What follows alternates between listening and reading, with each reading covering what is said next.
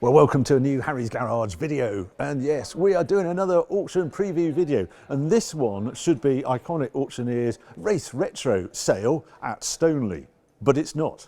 We are in the wing at Silverstone Circuit, the actual display centre. They quite often use this as their base for sales, and what has happened in the past 48 hours, we've had an awful lot of rain and the Race Retro event has been cancelled. So craziness behind the scenes, but you'll see some of the cars are still wet because they've literally just been pushed in. For some reason, February has been crazy wet in the UK and it's actually cancelled the event. So we are here and the cars are still arriving. Now, the dates of this sale. Today is Thursday, the cars are arriving, but the sale starts tomorrow, Friday, with competition cars. There's around 50 competition cars here, 65, 70 road cars as such. And I like this Race Retro sale because there's such a mix of cars here, and there are some ones you just don't know what they're worth, but they're quite affordable and they're slightly modded. Look at that Escort, we're going to have a look at that in a moment. Some great Alphas here, step-nose Alphas. The X1.9, I'm going to probably kick off with that one. Cars that you don't normally see for sale, but are tempting, and a £10,000 guide, £20,000 guide. In fact, I think the majority are around the £30,000 mark. But there are some superstar cars here, that one that hasn't arrived yet, which I'm really looking forward to going around. That is the Peugeot 205 Turbo T16. Remember that homologation special rally car? There's one of those in this sale, so we're definitely going to feature that one. There's also, Defenders here. I'm not going to feature these Defenders, but I will mention this one because this has come from the Sandringham estate. It's a royal car again. I think it's a 2008 Land Rover Defender, and it's a station wagon, so it's got the seats in the back, and that is guided at £30,000 to £35,000. Yeah, and a Tomb Raider special one there, and one of the very last ones there. But I thought I would kick off with this. Now, one of the competition cars here is this one. Look at this, Fiat Abarth X19 prototypo replica. Now, there is one of these. Look, Tom, look what's just arrived. It's here. Yeah. Well, we are going to feature that one in a moment. Let's get back to the Fiat X19. Look at it with the snorkel on it. These were raced in period, these fun cars, and then they did a series of replica ones. This one is not one of the original special ones, but one someone has built up over a 10-year period, 1987. And it's got a Fiat Uno turbo engine in it, and it looks great. If you're into Italian craziness, look at it, look at the snorkel on it, look at the rear spoiler on it. I think this one is guided at, £15,000 to £20,000 of hilarious fun. 208 horsepower, according to the map in here. Yeah, I presume it's road registered, it's E-Reg, 1987. So if you want a very surprising hill climb car that no one else has got in the paddock, there you go, there's one of those. Wanted to just show you this Escort. So this is obviously a Mk.1 Escort, Mexico, as you can see on there. Normally would come with a 1600 pushrod engine in them. Possibly if you wanted a really hot one, you get the BDA engine. What's weird with this one is someone has fitted the Vauxhall Astra engine GTE, which was 156 horsepower, 2-litre twin cam engine, much more tunable, more modern unit for this car, and that gives it some proper welly. But because it's got the Vauxhall engine, it's a bit cheaper. So this one is £18,000 to £22,000 for a bubble arch Mk.1 Escort. Look at it. Alpha's really nice as well, all done for historic rallying, £35,000 to £45,000 for that. A Trick Lotus Cortina, very nice, got FIA papers as well, 2020 issued, all prepped, done lots of racing, and £55,000 to £65,000. Remember them being cheaper. But the car I wanted to show you here is this one. Now, I remember this is 1981. This is a Ford Capri 3-litre S. But what makes it really special is it has the X-Pack, and that means it had the bubble arches, which I have never seen one. I've only ever seen them in a catalogue, and as a kid I can sort of remember the X-Pack. Well, oh my goodness. Think of it like the M3, E30 M3 with bubble arches on it. It's got a Trick 3.1 litre V6 in it, triple carbs, 240 horsepower or something, and I think it's terrific. Road registered, and 22 to 27,000 pounds with it. When we were looking around it, it even has carbon fibre bumpers on it. That's how special that one is. Now, I want to show you another Escort over there that I quite fancy as well. Now, this is the Escort I wanted to show you here. What do you think? F-Reg, bubble arch, twin cam, looking pretty good, sort of single exhaust, but this has a secret to tell, this car. You can't call it a plain Mark 1 Escort because of the bubble arches and the big tires, but under there is a very special engine. This Mark 1 Escort has a Sierra Cosworth turbo engine in a pretty healthy state of tune. 2-litre Cosworth YBT with this one 365 horsepower. This one packs under there. It's got a live axle.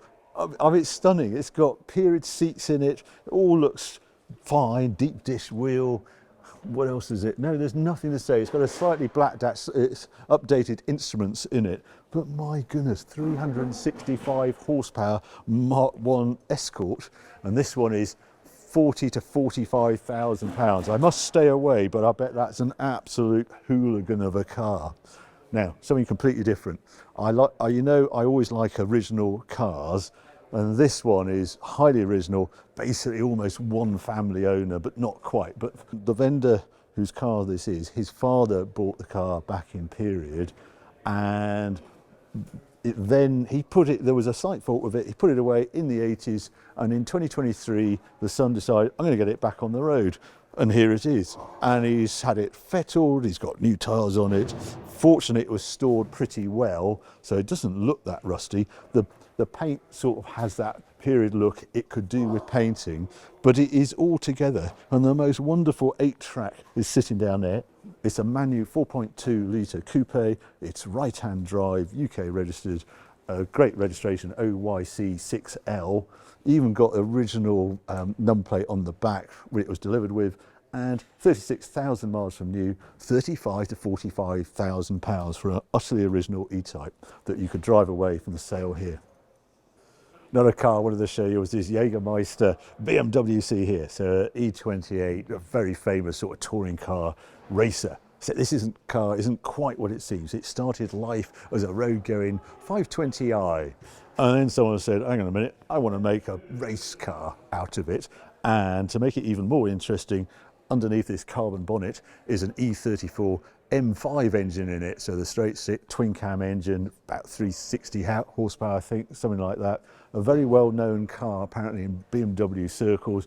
Absolutely looks the part, huge fun, and guided at 38 to 45,000 pounds. But I actually wanted to show you this Subaru Impreza. If you want the cleanest Subaru Impreza from 1995, then it's this. It says so almost in the number plate, which is a very famous N555 wax. It is detailed to death. You will not find a cleaner car. It's been on various exhibitions. It was up at the NEC on a stand there. I've never seen one that looks like this. It's been nowhere near mud. It's utterly original. It's 59,000 miles from new, and 30 to 35,000 pounds buys you the cleanest Impreza you'll ever see.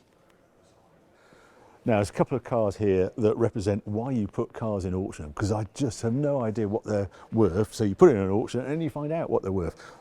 S2000, Honda S2000, yeah, 2002.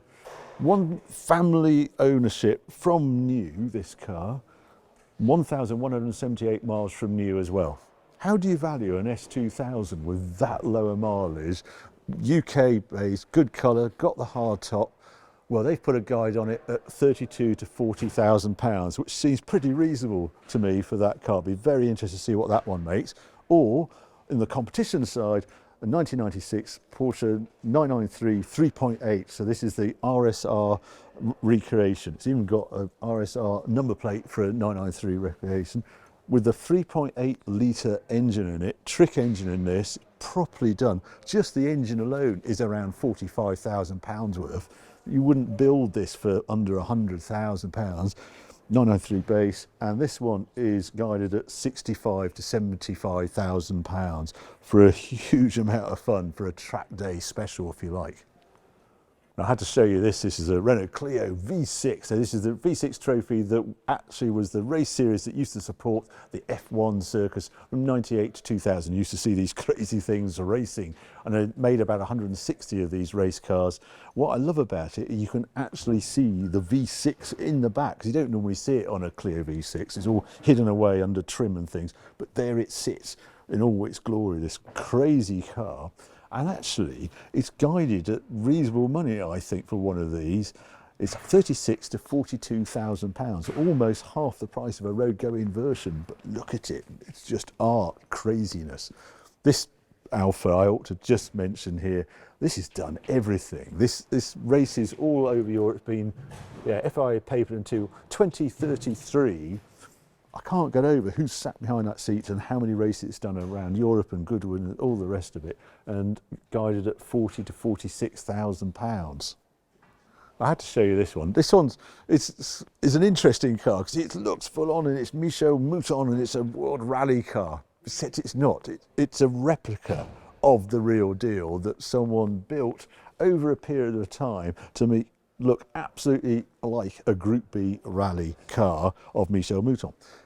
It's not crazy modified, it's never done rallying, it does quite a few events and is seen, if you want to drive one, it's road registered, utterly usable, 2 seats front, it looks like a works rally car behind the wheel in there as well, and guided at 32 to 38,000 pounds. But what a car to be seen in. 3 great cars here, a mix of road and race cars, but this Alfa Romeo Giulia Super, do like these saloon cars. It's got FIA papers. I love the sort of vintage sort of writing on it, and guided at 28 to 34,000 pounds. Looks very good value to me. Who doesn't like the original A110? And this one has been recently restored, it says, and it's got a fresh engine in it, 5-speed gearbox. It's getting expensive now, 60 to 70,000 pounds. But I really wanted to show you this one. 1964 Alfa Romeo Giulia Sprint GT, so the step nose. Looks very classy for a race car, and even more so when you realise the owner of this car, who's now selling it, putting it in the auction, has done 16 seasons with this car.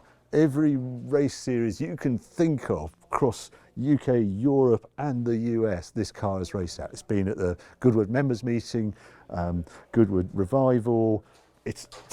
There's a list. You have a look at the website if you want to see the full list of events, but it's got class wins everywhere.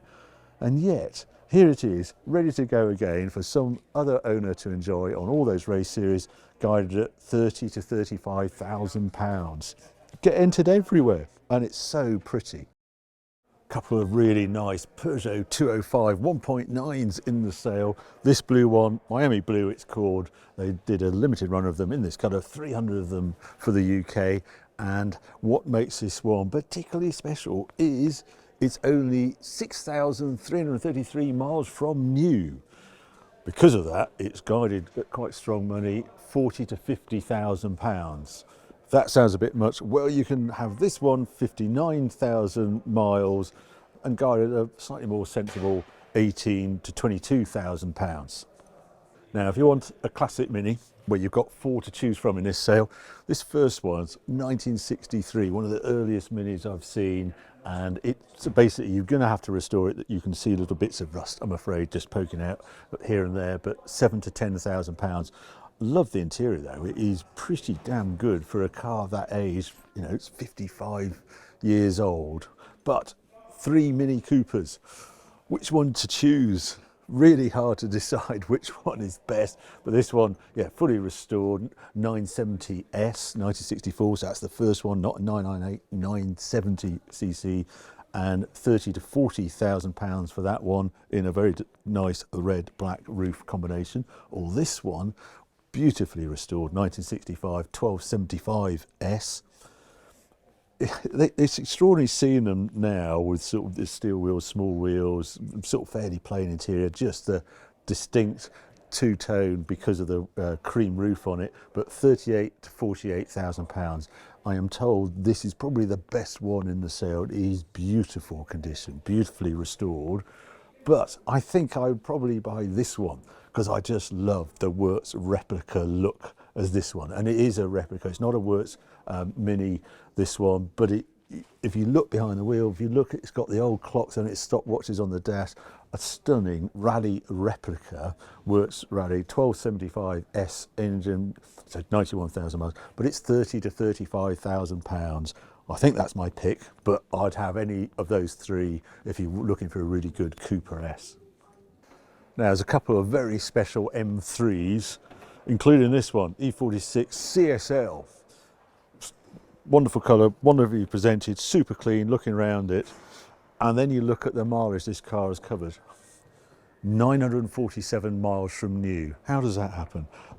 Originally delivered new to the Isle of Man, that's what its number plate is, and as you imagine, it has a very high guide on it. 120 to 140,000 pounds for it. Or what about this M3? And you think, hang on a minute, this looks very special as well. Unique colour, the sort of touring car mirrors on it. What's this car? Well, this has quite an interesting story behind it. And this car is an M3 Redux, basically reimagined. Think of Singer and what they've done with their 911. Well, Redux have done the same thing with the E30 M3. This is all carbon fibre, doors, etc. All redone interior and a reworked engine. 300 horsepower from its 2.3 litre engine. Modern look, lights, you can go all round it. Everything is bespoke on this car. This is chassis number 1. They are in a very expensive car as well. If you wanted to order one of these today, they're around 450,000 pounds. This car, being chassis number 1, is guided at 200 to 250,000 pounds for what they think is the ultimate E30 M3, 300 horsepower and super light. Be very interested to see what that makes. More regular were the Porsche GT4. I really like these. It's interesting, they live under the shadow of the 911 GT3s and things. GT4 with this more balanced handling, wonderful high revving engine. This one is 1,000 miles from new, 80 to 90,000 pounds. I think they'll always be worth that because they're such fantastic cars to drive. Right, a couple of Porsches for you. 911 GT3 Touring. This is the 991 version of the Touring. The 992 Touring, they're making loads of those, but the 991 Touring is actually the one to have. And it's super rare. They're doing sound checks in the background. If you hear some strange noises, that's what's going on there. So this is, 47 right-hand drive is all they made of the Tourings. Obviously manual, nice spec car. Unfortunately, the owner of this car had an unfortunate spin in it, and he was coming back and sopping wet day on Cup 2 tyres, and unfortunately he had a little pirouette and he hit the bank and stuff. But it was repaired by Porsche, but that has affected its guide price because these fetch big money normally, but because of that, no recording, there's nothing, no funniness. They've just declared it in the description of it. It's guided at 125 to 150,000 pounds, and it has done 14,000 miles from new. The legendary 993 turbo. So turbo, 4-wheel drive, twin turbo. I had one of these. I couldn't believe how quick it was when we were driving these in 96, 97. Just the ballistic power. You used to just feed each gear in and took off. They were actually quicker than the 996 turbo, which was slightly heavier, slightly different setup. These wild things, and they're starting to get, really appreciated now with the last of the air-cooled turbo versions. Nice spec. I think it's about 60,000 miles. This one, 64,000 miles, and yeah, because of that, it's guided at 100 to 120,000 pounds. Now, obviously, I have to show you this one, the Jaguar Project 7, because I've got one, as you probably know. This one is slightly different to mine because it is only done 71 miles from new. Mine's about 16,000 miles. But yeah, I've just come back from Spain in mine, and it's interesting to see this one actually has the roof fitted. It's quite a clever roof. It's carbon fibre, it's quite slick. What I like about it, it's completely waterproof. These are 3 sections here you slot in, and then you tension these. If I just open the boot, you'll see they have little things here that when you attach it, you just tension it on there, close your boot, and you have a fully waterproofed Project 7. I like them because these are wild machines. They were made before particulate filters had to be fitted to the exhaust, so they have a proper crackle and a proper growl. 575 horsepower they're rated at, but actually when I spoke to the engine boys, they haven't seen one under 582 horsepower, and it's about 1580 kilos. And I just like the way it has this dual mode. It is this wild two-wheel drive, Larry crazy machine, speed limited to 186 miles an hour, or you can put it in completely normal mode, automatic gearbox, and just cruise, although no of the wildness is present and you can just drift through town without anyone noticing. I think they also look really good. They only made 250 of them. They were all sold out at a Goodwood festival when it was shown, and owners seem to really like them. I also should mention it's a chop down screen on the European models like this one. The American cars had a standard windscreen on it. The European spec had the chop down screen and the carbon back seats, and you also get carbon brakes on them as standard. This car is guided at 110 to 130,000 pounds. I think the new, they were 135,000 pounds. So they've sat in the market. I think one day the world will wake up. This is a super rare Jaguar, and it would be more appreciated than perhaps it is today. Interesting also to see this one of these. This is the final F-Type coupe. They call it the Heritage Edition, and it became in this very distinctive, slightly strange green colour that was original E-Type colour when the E-Type first came out. 32,000 miles, 2021, guided at 90 to 110,000 pounds. There's three very special cars from the 60s here. The Maserati Coupe, an outside bonnet lock E-Type there, 1961, that's one of the earlier ones, number 38, chassis number. But the car I wanted to show you is this, the Triumph TR5. I've always had a bit of a soft spot for this. I think the TR4 was a very good looking car, and when you see the TR5 badge on it, weirdly, that means it has a 6-cylinder engine in it. So basically it got the first iteration of the 6-cylinder engine that ended up at 2.5 litre going into the TR6.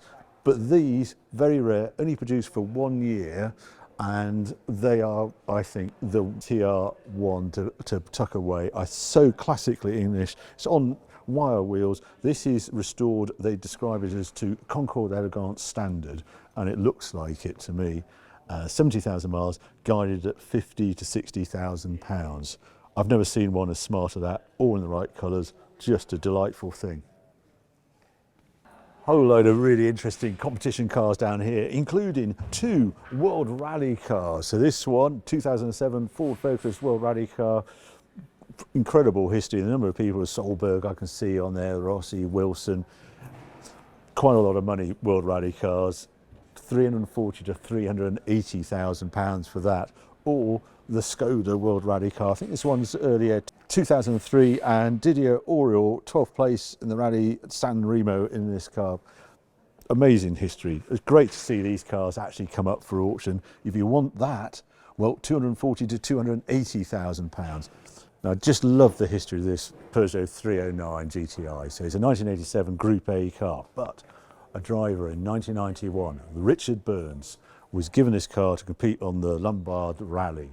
And he was a young driver, and the Peugeot director wanted to give him a chance in this famous rally. And he just did amazing things in this 1991 rally.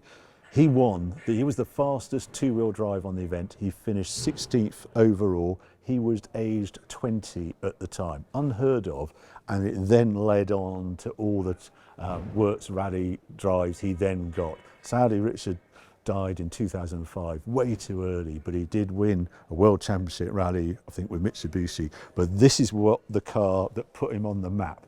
To finish 16th in your first ever RAC rally, the fastest two-wheel drive, there was obvious talent there, and it got spotted, and this is the car that started it. And the Burns family have had this car since. They found it, bought it back, and it's just part of, if you're a fan of Richard Burns, this is the car where it all started, and it's only guided at 70 to 80,000 pounds, but what a history. But the car I'm going to finish off with, the Peugeot 205 Turbo 16. Amazing to see it here. They produced 200 of these homologation specials. This is Group B era, and I've always loved this car. Just the looks, the starts, everything about it, and what it then went on to do, and it's got Dakar history, etc. But a road going one. This is number 176. The guy who's now selling it saw it in France, had to have it, got it over here, has gone through it. It's apparently it's turnkey, it all works beautifully. But it's just wonderful to see. They are as mad as they come. If I just press that, you can see how soft the perspex is on the back. We're going to open the clamshell, you can just have a look at the engine. Crazy car. I mean, so much horsepower in rally mode. Has a unique sort of 16 valve head on it. It's I think they're 76 cc, so they use the diesel block, the Peugeot diesel block, because it was stronger as the base for the engine. And this is only 197 horsepower, but it still does 6 point something to 60. I looked up the weight of them. They're under a ton, so four-wheel drive, you can balance how you want the four-wheel drive, 980 kilos I think they are. Do you know, it's such a good car. Let's lift up the backs and have a quick look underneath. Just wanted to show you inside. You can see all the bracing on here, so distinctive. There's a bulkhead behind the two seats, but sort of vaguely normal. Turbo 16 wheel, it looks like a regular Peugeot wheel, but come round the back and the madness starts here. So you can see how far across the engine is. There's the engine tucked right off that side, gearbox is there, giant intercooler there, air-to-air intercooler, that's what the scoop on the side is. I love how it's got a sort of trim parcel shelf. Nothing you can get anywhere near it from the passenger side because there's a screen there as well. Battery there, try and bring some of the weight back. This huge, unique sort of subframe round the back. Just mad wonderfulness, typical Group B, and a real part of history. And if you ever saw these cars in action, well, they are absolute hero rally cars and great piece of engineering. So there you go. There is my review of the Race Retro sale that isn't at the Race Retro show because it got cancelled because of all the rain, hence why some of the cars are all being wet as you go around. If you want to come and see this auction, well, you can come straight into Silverstone Circuit, no problem at all, because there's no other event here. There's just this sale happening tomorrow, Friday, and then that's for the competition cars. And then on Saturday, the 23rd, is when the road cars are going to be sold. This Peugeot is going to be sold and that sort of thing. All the details are on the iconic Auctioneers website. If you need to register, if you want to bid on any of the cars, remember you have to register first and then you can bid online or in person. And the sale itself is live on YouTube. You'll find it via, again, their website, or you'll look up on YouTube, just put in iconic auction Race Retro sale 2024, and you can watch this sale live and see what this car and all the others are going to make at the sale. But I hope you enjoyed this rundown of my pick of the cars on sale here. Sorry I can't feature them all, but I hope you like the picks I brought out. If you did, keep watching, keep subscribing, more videos coming along very soon.